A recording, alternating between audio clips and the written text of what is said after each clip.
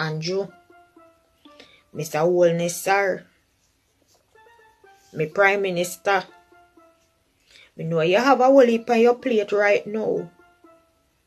Because you have more trouble more than the devil on Judgment Day, but you need to do something about them mosquito, you know? You need to find out where they come from and deport them back to their country. Because you see when we gonna away and we be a bad and deport we back come here. So you need to call the immigration office, you know. Because you need to find out where them mosquito you come from and deport them go back to their country.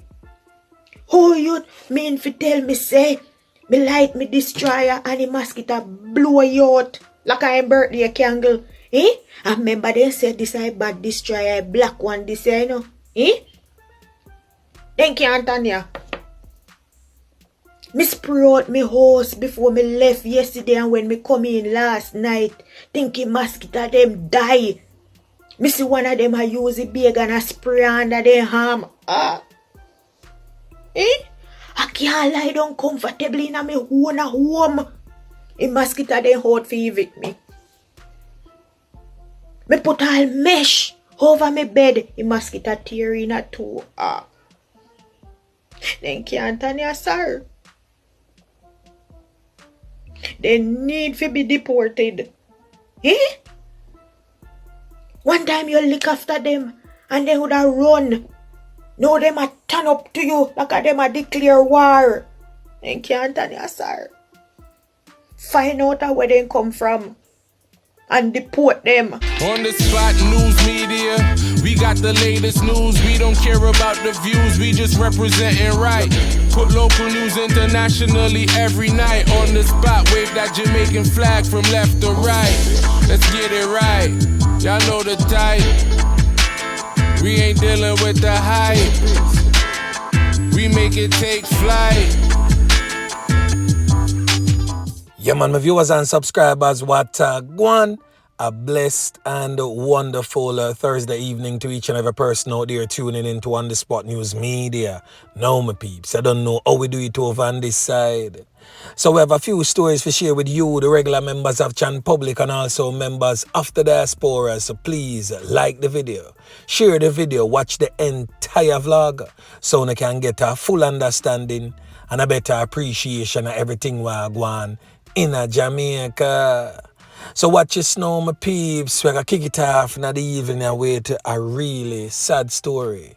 A sad story coming out of the community of Vineyard Town, which is in the Kingston Eastern Police Division, where this 10-year-old boy lost his life this morning in Vineyard Town after he was hit by a Jamaican Urban Transit Company bus. That's the JUTC yellow buses. The incident occurred sometime around 7:32 a.m. along 4th Avenue. It is stated that the young boy, a student of the Mountain View Primary School, was walking along 4th Avenue when he stepped into the path of a JUTC bus in an attempt to go around a car which was parked along the road. The child was, however, taken to the hospital by the police, where sadly he was pronounced you know what. A resident stated that the visibly shaken bus driver was then taken from the scenes by the police. On The Spot News Media now have a video footage for you of the boy's mother walking around the community, searching for him and shouting his name. But this is after she was informed of what had happened to her son. So it's like she was in disbelief and still shouting his name and hoping that she would see him in good health. Boy, may I tell you, it's rough, but anyway, watch.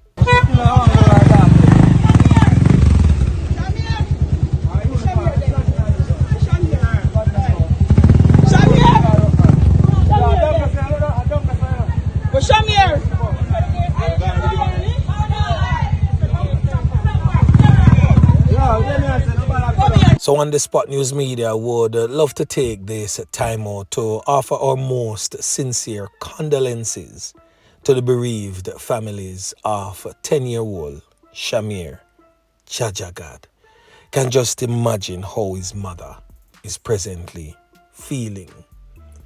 Now, the next thing that we're going to talk about, my peeps, is a brazen daylight robbery in downtown Kingston along Orange Street, where a Chinese businesswoman was robbed by a criminal element.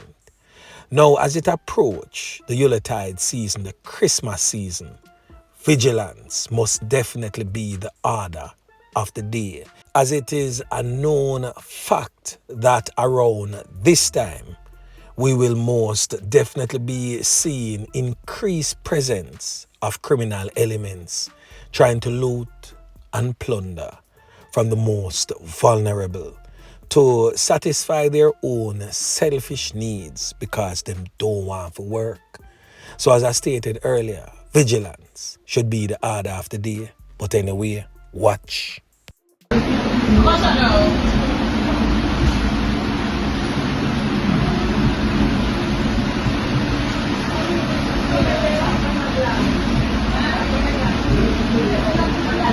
So she is there, bro.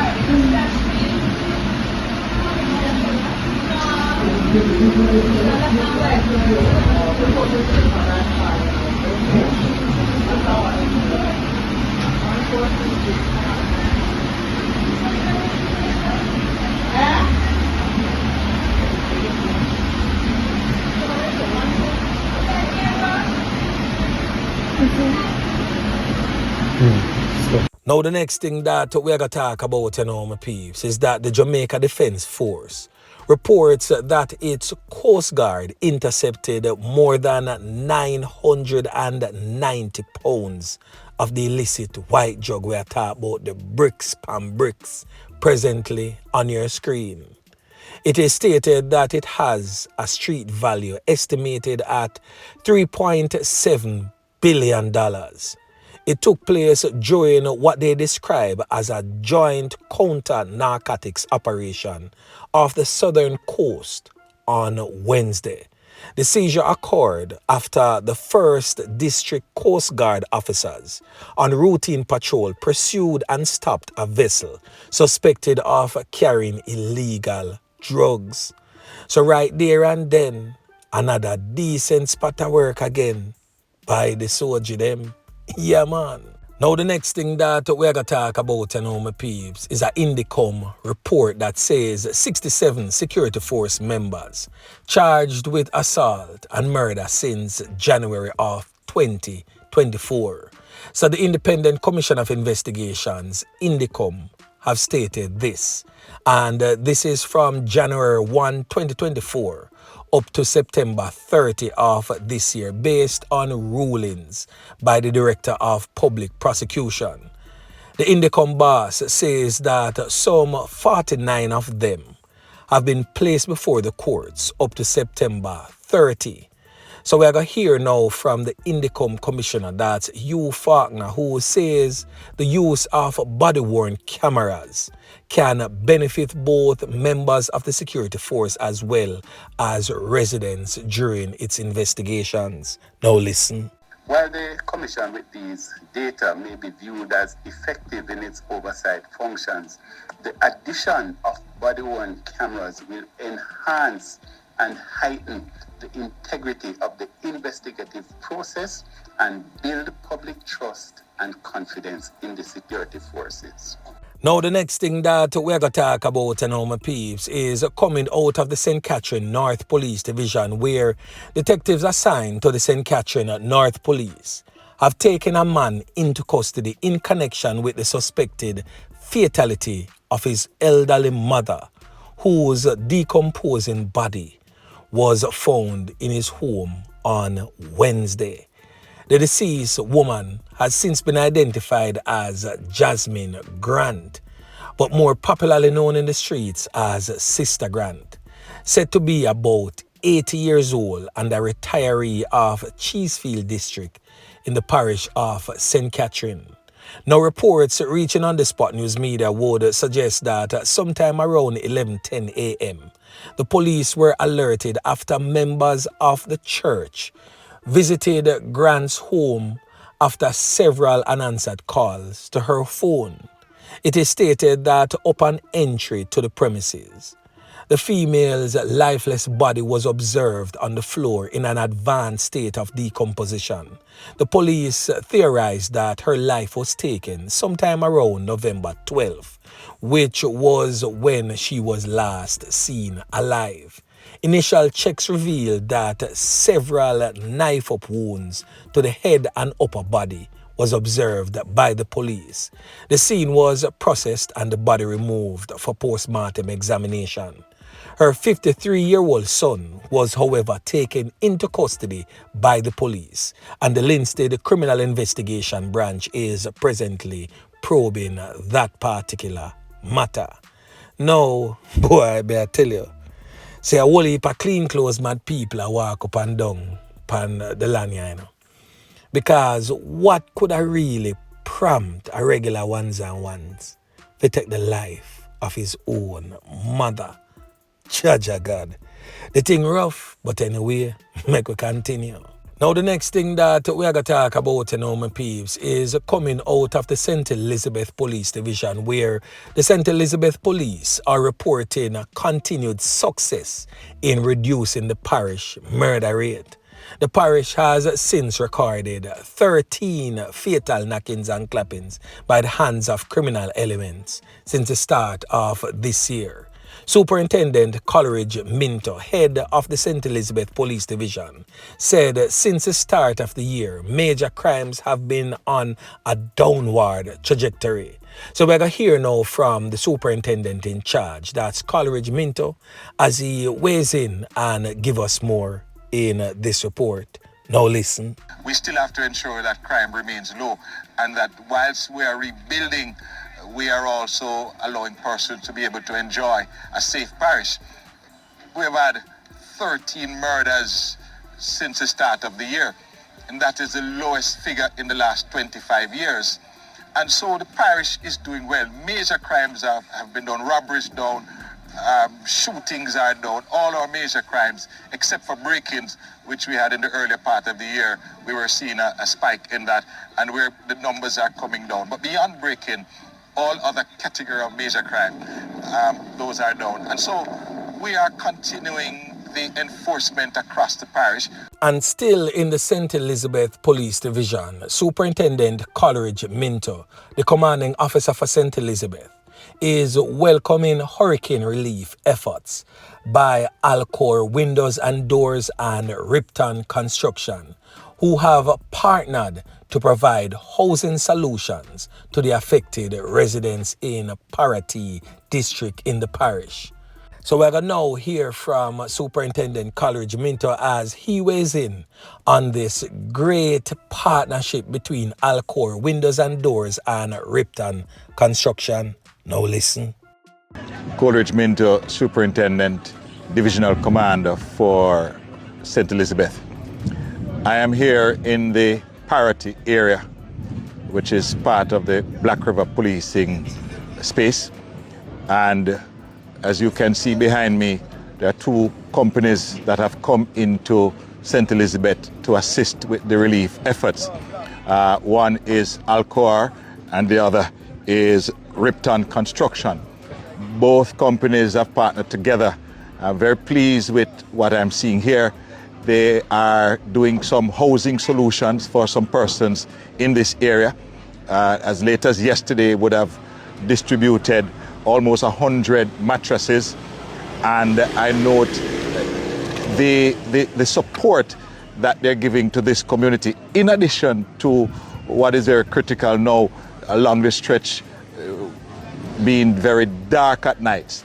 And so they are now installing solar lights along the stretch to give the citizens of Parricide and in this area both housing and temporary in terms of lighting from the solar, and also they have their chaplain with them, so they're also counseling with persons and giving persons an opportunity to express themselves. It's a very difficult period for St. Elizabeth and for the citizens of this area. And so the many stakeholders, the many partners, local, regional and international, that have been coming into the space to offer support I want to just applaud the efforts and to say thanks to them. And I'm sure the citizens of Parricide and the wider parish, they're also appreciative of this kind of support. We would have heard a little after the hurricane, there was a lot of looting and robbery in the space. What it is like? So we have that under control. We had reports of looting a day and a half after the passage of Hurricane Melissa.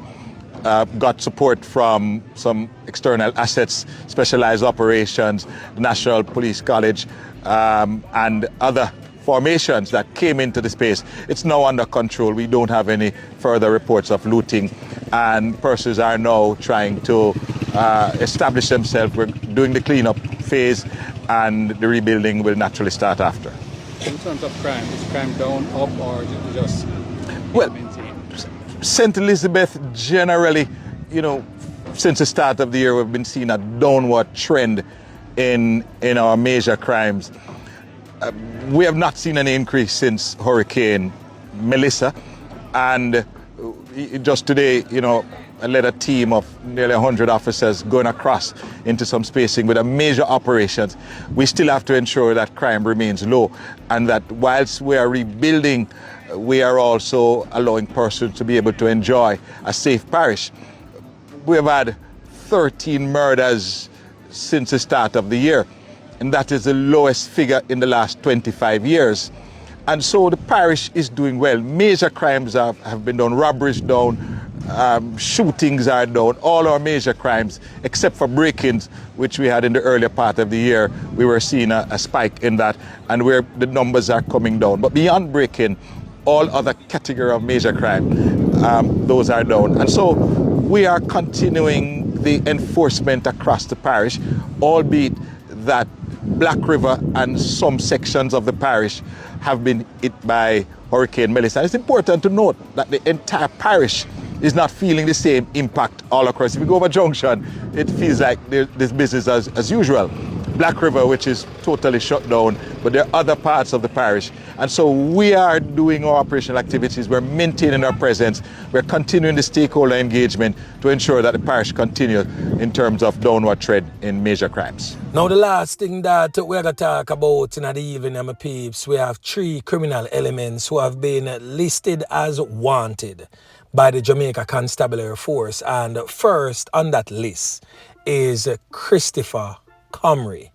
Now this criminal element was featured on this channel just a few days ago, where I gave a complete breakdown as to why he's now listed as wanted, as he took the life of his girlfriend's spouse nephew, simply because they were spoken to about a pile-up of garbage and was asked to remove the said garbage.